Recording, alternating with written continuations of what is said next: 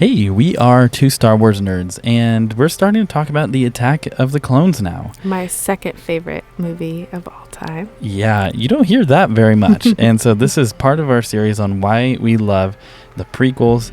And you know, if you love the prequels as well, make sure to hit that red subscribe button. Not only do we have giveaways at every one of our sub goals, but we also have a really cool event coming up centered around the prequels that we don't want you to miss out on. We may be a small channel, but man, we're going to do something huge and fun. It's going to be really cool. Yeah. But we wanted to talk about in this video, in Attack of the Clones, why Obi-Wan Kenobi is B.A. He is so awesome. And I love this. He jumps right out the window in this scene, you know, watching over Padme, and there's this mysterious droid, and we don't know if he really had a plan. I mean, like, what were you thinking when we were watching this? I mean, I've seen it so many times, so I kind of, I obviously know where it's going, but I think he knew that, you know, Anakin was going to have his back, somehow find him, because then even he's like, oh, it took you long enough. So he's like, I'm not going to talk to him. He's like, I need to just move and take action because we got to catch this thing. We can't talk and formulate a plan right now. So like, and I love that because he took that risk. He jumped. That's what a Jedi does. It's not like, oh, is this the best way? Is this the best plan for me? Is this safe? He's like, no, my job is to protect. And so you see that in Obi-Wan.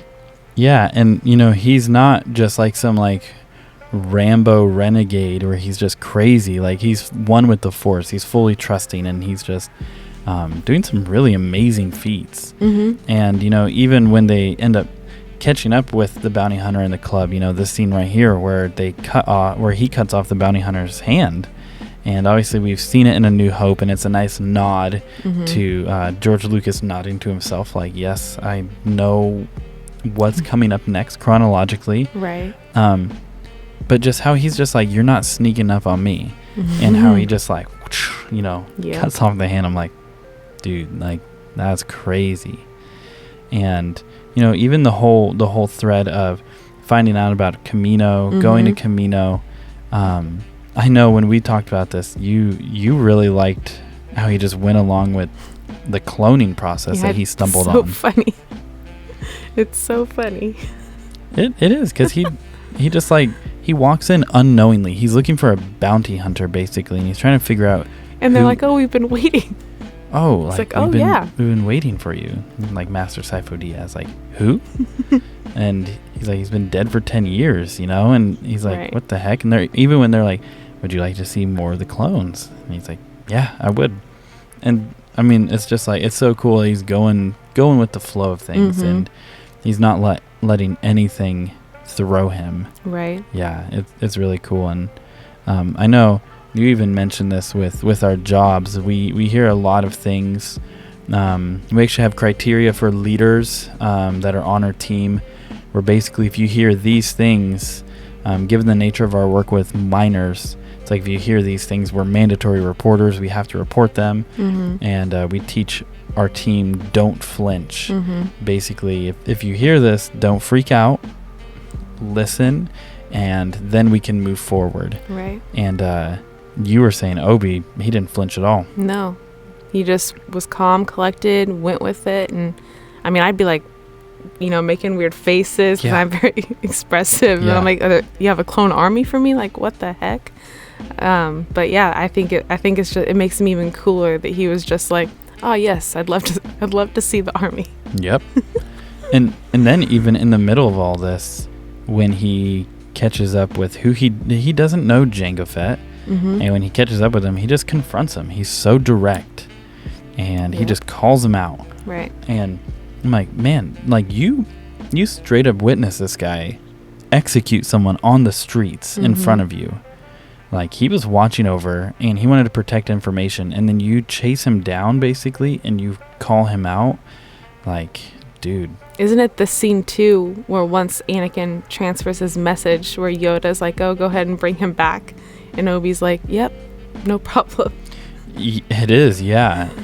He's just like, yeah, why don't you just bring him back to the Jedi Council and we'll question him. Bring back the murderer on the streets, this bounty hunter. He's like, yeah, not a problem. And he's like, oh yeah, no problem at all.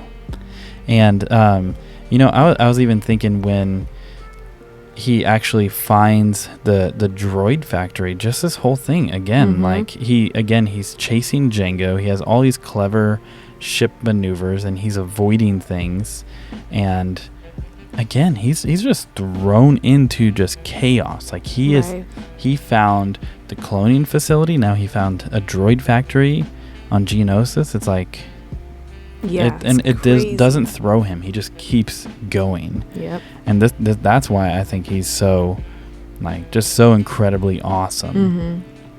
And I love too at the Battle of Geonosis when his lightsaber is removed from him, and he just decides a spear fight. And I know there's a proper name, and someone far nerdier than I knows it, but a spear fighting this giant mantis basically. And it's like, oh my gosh, like. And he just never, like, seems to be fearful. No. He's just like, just another day as a Jedi.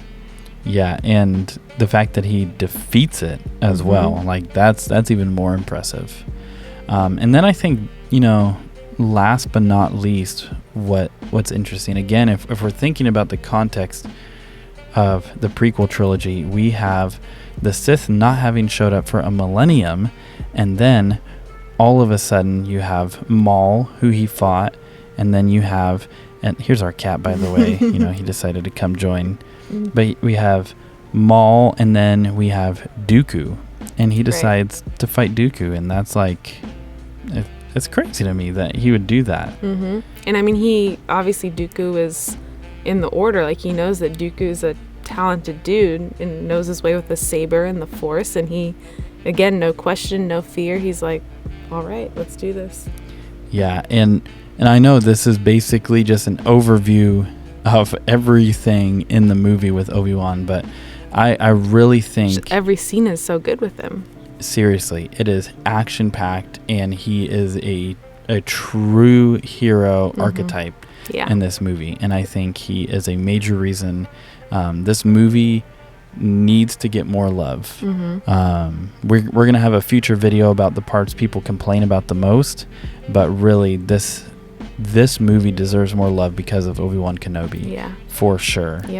And you know what, I think with that, this is a good place to wrap it up. So if you haven't already, make sure you hit that red subscribe button. Like we said, we have a lot more content on Attack of the Clones coming out and on the prequels in general, and we have an awesome event we can't wait to announce in probably just a few days, actually. But nonetheless, we are two Star Wars nerds, and may the Force be with you always.